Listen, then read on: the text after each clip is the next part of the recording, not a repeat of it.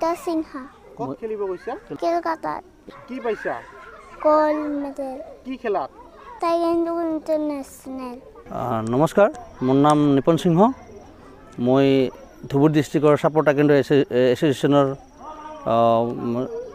কোচ হয় আৰু লগতে মই ধুবুৰী ডিষ্ট্ৰিক্ট টাইকোৱাণ্ডো এছ'চিয়েশ্যনৰ সাধাৰণ সম্পাদক হয়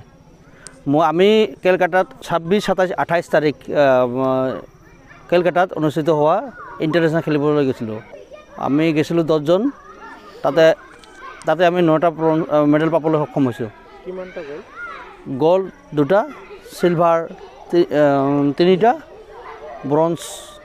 4টা নমস্কাৰ নতুন বছৰৰ শুভেচ্ছা জ্ঞাপন কৰিছোঁ সকলোলৈ আমাৰ এই নতুন বছৰতে আমাৰ ছাপোৰ্ট টাইকোৱাণ্ডো একাডেমীয়ে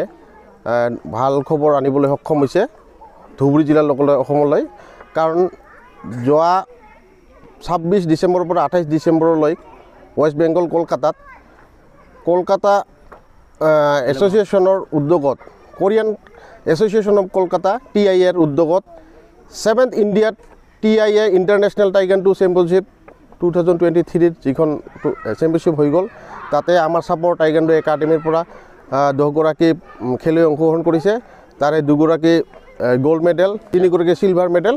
আৰু 4 গৰাকী ব্ৰঞ্জ মেডেল পাবলৈ সক্ষম হৈছে ছাপোৰ্ট টাইকোৱাণ্ডো একাডেমীয়ে এই যোৱা 2023 বৰ্ষত ষ্টেট মানে চেম্পিয়নশ্বিপত অংশগ্ৰহণ কৰি ব্ৰঞ্জ পদক পাবলৈ সক্ষম হৈছিল তাৰপিছত নেশ্যনেল যিখন আমাৰ ঝাৰখণ্ড নেশ্যনেল টাইকোৱাণ্ডোশ্বিপত ছামাৰতো সক্ষম হৈছিল ছামাৰ যিটো আমাৰ চেম্পিয়নশ্বিপ হয় তাতে হৈছিল আৰু উইণ্টাৰ যিটো আমাৰ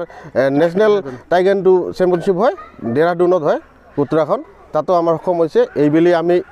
আমাৰ টাইকোৱাণ্ডো একাডেমীয়ে ইণ্টাৰনেশ্যনেল খেলত অংশগ্ৰহণ কৰিও আমাৰ গোটেইকেইটাৰ পৰাই বিভাগতে আমি বঁটা পাবলৈ পদক পাবলৈ সক্ষম হৈছে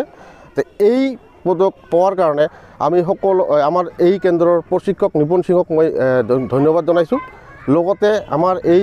যিকেইগৰাকী খেলুৱৈয়ে অংশগ্ৰহণ কৰি পদক আনিবলৈ সক্ষম হৈছে খেলুৱৈসকলক লগতে তেওঁলোকৰ অভিভাৱকসকলকো আমি ধন্যবাদ জ্ঞাপন কৰিছোঁ আৰু আমি আৰু এই 2024 বৰ্ষতো যাতে ইয়াতকৈ আৰু ভাল প্ৰদৰ্শন কৰিব পাৰোঁ তাৰ কাৰণে আমি চবে মিলি আমি চেষ্টা কৰিম